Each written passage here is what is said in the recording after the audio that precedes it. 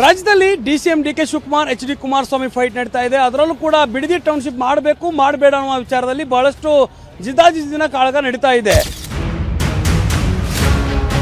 D K Shivakumar ಎಲ್ಲಾದರೂ site ಹೊಡಿದು ಲೆವಟ್ ಹೊಡಿದು ಎಲ್ಲ ಕಡೆ ದುಡ್ಡು ಹೊಡಿದು ಇವನು ಕೇಳಿದಷ್ಟು ಕೊಡೋಕ್ಕೆ ಇಟ್ಟಾಡಲ್ಲ ಭೂಮಿ. ಅವನು ಎಷ್ಟೇ ಕೊಟ್ಟರು ನಾವು ಕೊಡಲ್ಲ.